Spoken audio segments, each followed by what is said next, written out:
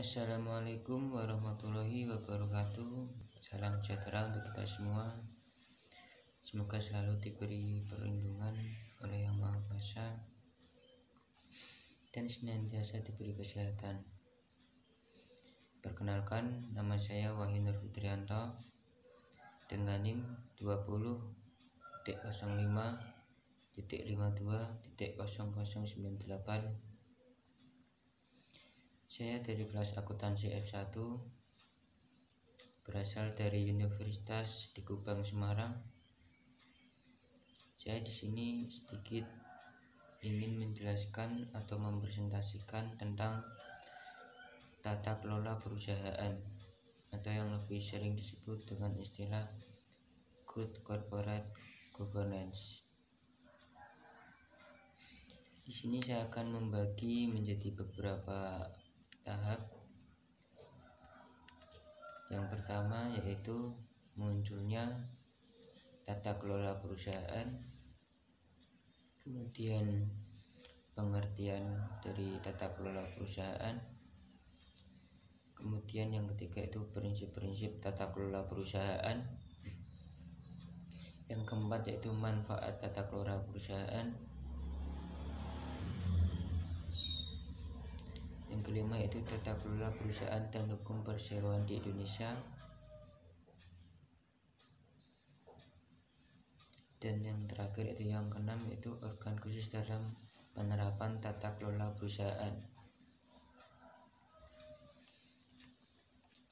Untuk yang pertama itu munculnya tata kelola perusahaan atau Good Corporate Governance, biasa disingkat dengan istilah GCG. Dulu dikatakan oleh Joy Bakan pada tahun 2002, perusahaan saat itu relatif tidak jelas, menjadi sebuah institusi ekonomi dunia yang amat dominan. Kekuatan dan pengaruh perusahaan ini sedemikian besar sehingga telah menjadi monster raksasa yang mendikte seluruh hidup kita, misalnya dari mulai kita makan, bahkan kita berpakaian pun, dan lain-lain. Itulah mungkin sebabnya seringkali terjadi permintaan dari sebuah pemerintah suatu negara yang seharusnya menjadi kekuatan terakhir sebagai pengawas, sebagai penegak hukum dan pengendali perusahaan-perusahaan, tetapi tidak berdaya menghadapi penyimpangan perilaku yang dilakukan oleh para pelaku bisnis yang berpengaruh. Tata kelola perusahaan yang buruk itu bisa mengakibatkan krisis ekonomi, yang mengakibatkan krisisnya para investor, yaitu krisis kepercayaan. Para investor tidak lagi percaya dan berakibat sangat fatal dengan runtuhnya suatu perusahaan.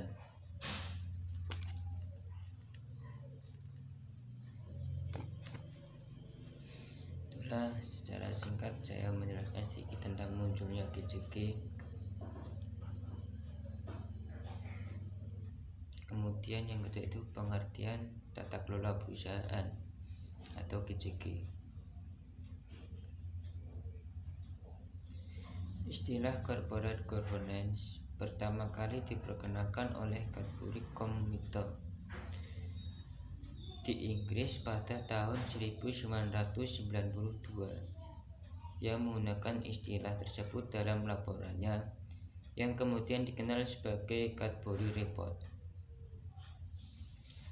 Istilah ini sekarang menjadi sangat populer dan telah diberi banyak definisi oleh berbagai pihak. Jadi istilah Cadbury Cadbury Committee itu pertama kali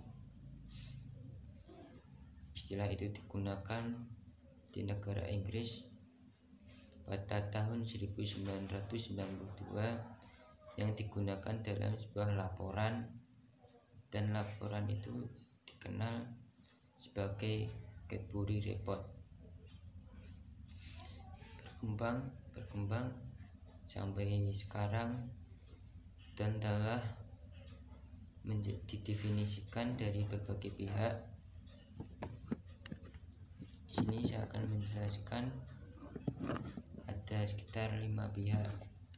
Yang pertama yaitu Cadbury Committee of United Kingdom. Yang kedua Forum for Corporate Governance in Indonesia atau disingkat dengan FCGI. Yang ketiga yaitu Sukrisno Agus. Yang keempat Organization for Economic Cooperation and Development atau OECD. Dan yang terakhir, yang kelima yaitu Wahyudi Prakarsa.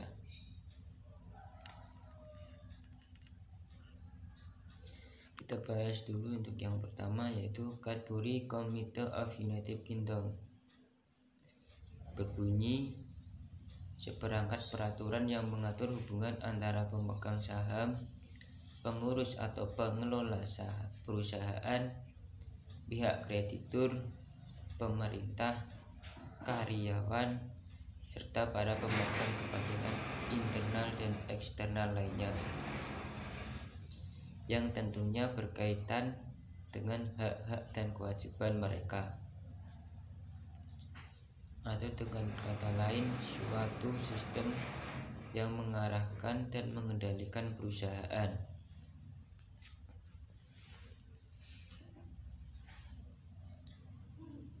Itu adalah bunyi dari definisi yang pertama, yaitu tentang Cadbury Committee of United Kingdom.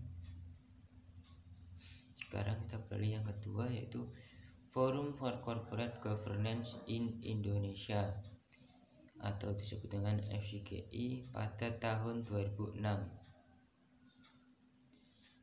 Dia tidak mengambil definisi sendiri, melainkan definisinya sama dengan yang pertama tadi, yaitu Cadbury Committee of United Kingdom, yang berbunyi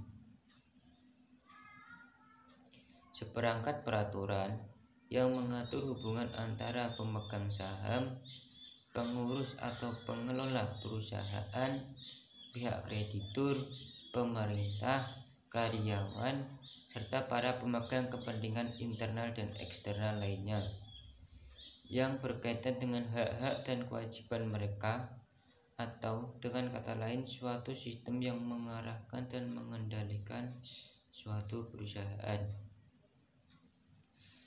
Bunyi dari Forum for Corporate Governance in Indonesia ini sama atau mengambil dari yang pertama, yaitu Cadbury Committee of United Kingdom, seperti yang saya sebutkan tadi. Untuk yang ketiga yaitu Sukrisno Agus pada tahun 2006, mendefinisikan tata kelola perusahaan yang baik sebagai suatu sistem yang mengatur hubungan para dewan komisaris, peran direksi, pemegang saham, dan pemangku kepentingan lainnya. Tata kelola perusahaan yang baik juga disebut sebagai proses yang transparan atas penentuan tujuan perusahaan, pencapaiannya, dan penilaian kinerjanya. Itu adalah definisi dari yang ketiga tentang yang disebutkan Sukrisno Agus pada tahun 2006. Sekarang kita yang keempat, yaitu Organization for Economic Cooperation and Development atau yang sering disebut juga atau disingkat dengan istilah OECD. Berbunyi suatu struktur yang terdiri atas para pemegang saham, direktur, manajer, seperangkat tujuan yang ingin dicapai perusahaan, dan alat-alat yang akan digunakan dalam pencapaian tujuan atau memantau kinerja. Itu adalah bunyi singkat dari OECD. Kita beralih yang kelima, yaitu tentang Wahyudi Prakarsa. Berbunyi, mekanisme administratif yang mengatur hubungan-hubungan antara manajemen perusahaan, komisaris, direksi, pemegang saham, dan kelompok-kelompok kepentingan yang lain. Hubungan-hubungan ini dimanifestasikan dalam bentuk berbagai aturan permainan dan sistem insentif sebagai kerangka kerja yang digunakan untuk mencapai tujuan-tujuan perusahaan dan cara-cara pencapaian tujuan-tujuan serta pemantau kinerja yang dihasilkan.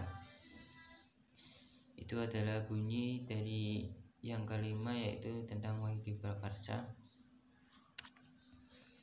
Itu adalah beberapa definisi dari beberapa juga sumber yang dapat menjadi acuan.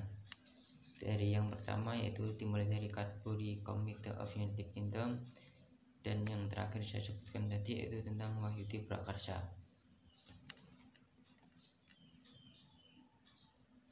Ini adalah contoh ruang lingkup CG.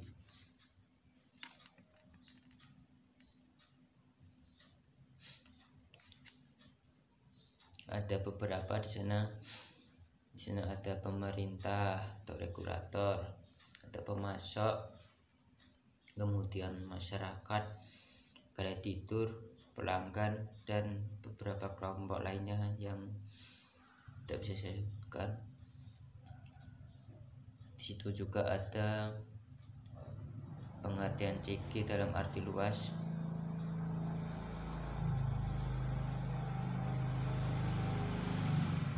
dan pengertian CG dalam arti sempit, dan yaitu situ ada corporate management. Di dalam lingkup itu ada RUPS, ada komisaris, ada bupati, ada wali kota, bawahnya ada direksi, bawahnya ada manajer, dan beberapa karyawan. Itu adalah sederhana dari ruang lingkup CG. Kemudian kita beralih tentang konsep GCG atau konsep tata kelola perusahaan. Ada 4, ada wadah, model, tujuan, mekanisme. Kita mulai dari yang pertama, yaitu wadah. Adalah sebuah organisasi dalamnya ada perusahaan, sosial, atau pemerintah. Kemudian model, yaitu suatu sistem, proses, dan seperangkat peraturan, termasuk prinsip-prinsip serta nilai-nilai yang melandasi praktik bisnis yang sehat. Dan ada tujuan ada 4, yaitu yang pertama, meningkat kinerja organisasi, menciptakan nilai tambah bagi semua pemangku kepentingan. Yang ketiga, mencegah dan mengurangi manipulasi serta kesalahan yang signifikan dalam pengelolaan organisasi. Tujuan yang terakhir yaitu meningkatkan upaya agar para pemangku kepentingan tidak dirugikan.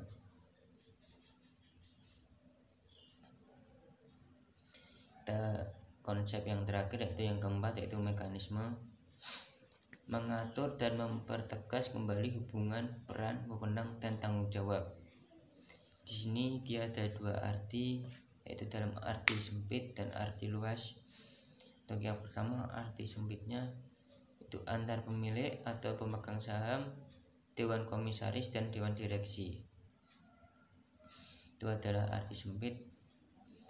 Sedangkan dalam arti luas ini adalah antar seluruh pemangku kepentingan. Di seluruh kepentingan atau orang-orang yang berkepentingan itu masuk dalam arti luas.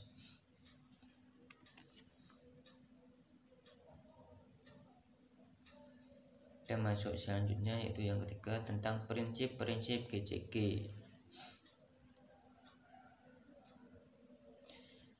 Menurut Organization for Economic Cooperation and Development mencakup 5 bidang utama, yaitu yang pertama, hak-hak pemegang saham dan perlindungannya.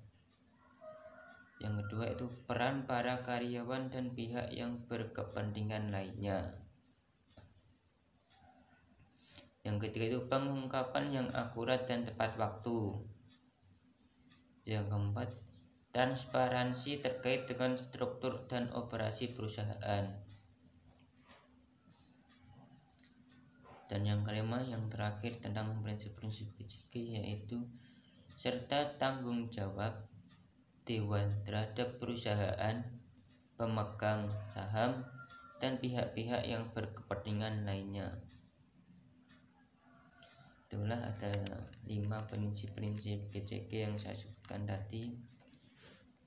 Sekarang kita bicara secara ringkas. Prinsip-prinsip tersebut dapat dirangkum sebagai beberapa. Ada 4. Yang pertama itu ada fairness, kemudian transparansi, kemudian responsibility, dan yang terakhir itu accountability. Itu adalah secara ringkas tentang prinsip-prinsip dari KCK.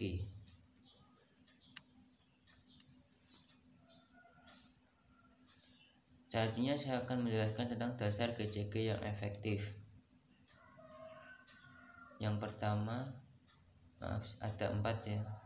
Yang pertama itu kerangka tata kelola perusahaan harus dikembangkan dengan tujuan untuk berdampak pada kinerja ekonomi. Kemudian yang kedua, persyaratan hukum dan peraturan yang mempengaruhi praktek tata kelola perusahaan harus konsisten dengan aturan hukum, transparan, dan dapat dilaksanakan. Itu yang ketiga, pembagian tanggung jawab antara otoritas yang berbeda harus jelas. Yang keempat, yang terakhir yaitu pengawas atau pihak berwenang dan penegak hukum yang harus memiliki integritas untuk memenuhi tugas mereka secara profesional.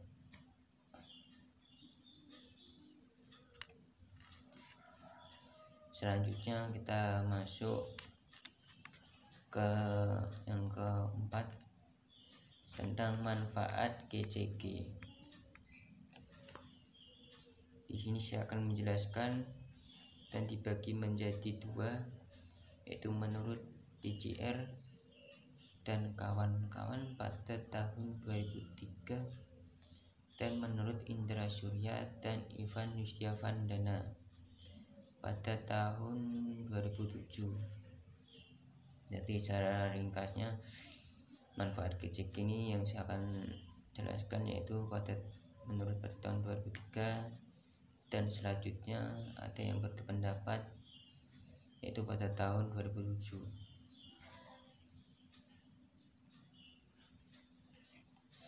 Untuk yang pertama, manfaat KCK menurut DJR ada 5. Yang pertama, manfaatnya beliau menyebutkan para investor institusional lebih menaruh kepercayaan terhadap perusahaan di Asia yang telah menerapkan KCK. Yang kedua, ada indikasi keterkaitan antara terjadinya krisis finansial dan krisis berkepanjangan di Asia dengan lemahnya tata kelola perusahaan. Yang ketiga, internasionalisasi pasar termasuk liberalisasi pasar para finansial dan pasar modal. Yang keempat, menjadi dasar bagi berkembangnya sistem nilai baru yang lebih sesuai dengan lanskap bisnis yang kini telah banyak berubah. Yang kelima, dapat meningkatkan nilai perusahaan. Itu adalah 5 manfaat KCK yang saya sebutkan menurut DJR pada tahun 2003. Sekarang kita akan masuk yang kedua, yaitu manfaat GCG menurut Indra Surya dan Ivan Yustiavandana pada tahun 2007. Ada 5 juga. Beliau menjelaskan untuk yang pertama, memudahkan akses terhadap investasi domestik maupun asing. Yang kedua, mendapatkan biaya modal atau cost of capital yang lebih murah. Yang ketiga, memberikan keputusan yang lebih baik dalam meningkatkan kinerja ekonomi perusahaan. Ini yang keempat, meningkatkan keyakinan dan kepercayaan dari para pemangku kepentingan terhadap perusahaan. Yang terakhir, yang kelima, melindungi direksi dan komisaris dari tautan hukum. Itu juga ada 5 manfaat yang beliau sebutkan menurut Indra Surya dan Ivan Yustiavandana. Kita beralih yang kelima, bagian yang saya sebutkan tadi, yaitu tentang tata kelola perusahaan dan hukum perseroan di Indonesia. Di sini saya bagi juga menjadi 3, ada wewenang, tugas dan tanggung jawab dari RUPS. Yang kedua ada wewenang, tugas dan tanggung jawab dari Dewan Komisaris.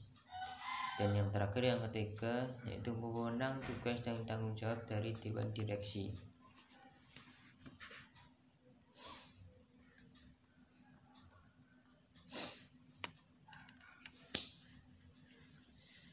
Kita bahas yang pertama, itu wewenang, tugas dan tanggung jawab dari RUPS. Untuk yang pertama berbunyi menyetujui dan menetapkan anggaran dasar perusahaan. Itu ada pada pasal 19 ayat 1. Yang kedua, menyetujui pembelian kembali dan pengalihan saham perseroan. Itu ada pasal 38 ayat 1. Yang ketiga, menyetujui penambahan dan pengurangan modal perseroan. Itu ada pada pasal 41 ayat 1 dan pada pasal 44 ayat 1. Yang keempat, menyetujui dan mengesahkan laporan tahunan termasuk laporan keuangan direksi serta laporan tugas pengawasan komisaris. Itu ada pasal 69.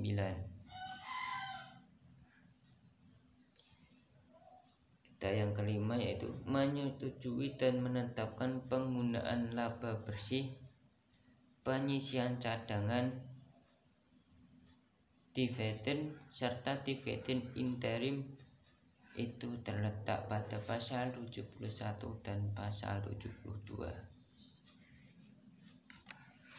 Kita yang keenam, menyetujui penggabungan, peleburan, pengambil alihan atau pemisahan, pengajuan pilot, perpanjangan jangka waktu berdirinya, dan pembubaran perseroan.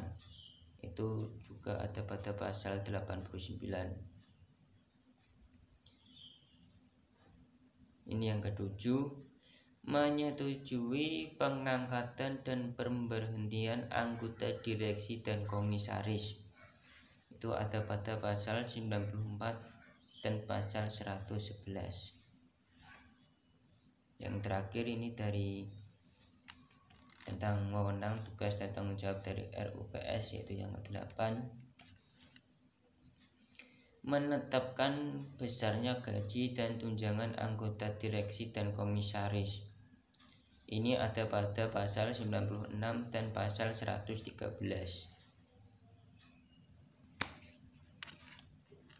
Itulah tentang 8 tugas, wewenang ataupun tanggung jawab dari RUPS yang saya sebutkan tadi.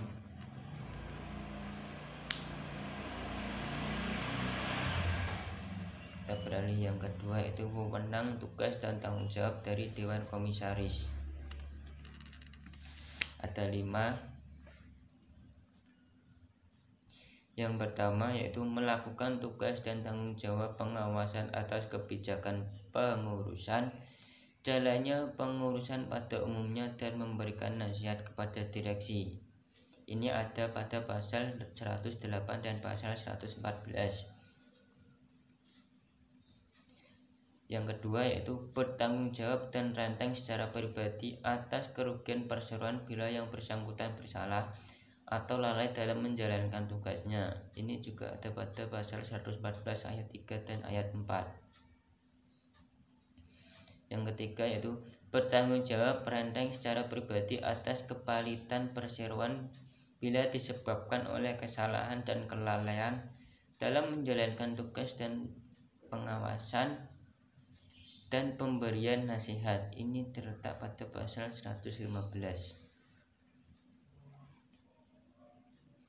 Yang kelima yaitu diberi wewenang untuk membentuk komite yang diperlukan untuk mendukung tugas Dewan Komisaris.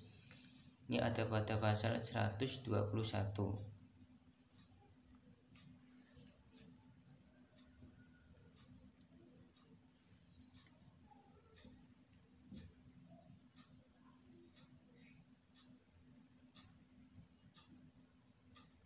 Itu ada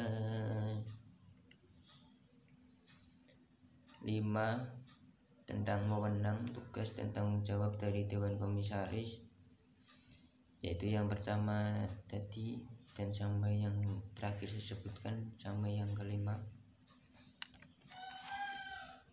Selanjutnya kita beralih yang ke bagian ketiga, yaitu wewenang, tugas, dan tanggung jawab dari Dewan Direksi. Ada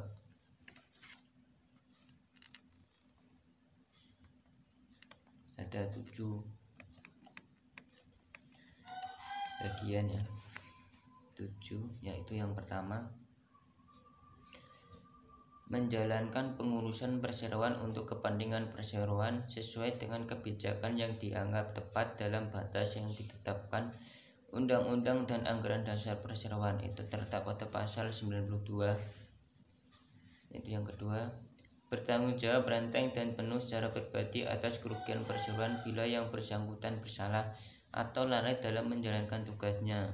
Itu ada pada pasal 97. Yang keempat, mewakili perseroan baik di dalam maupun di luar pengadilan. Itu ada pada pasal 98.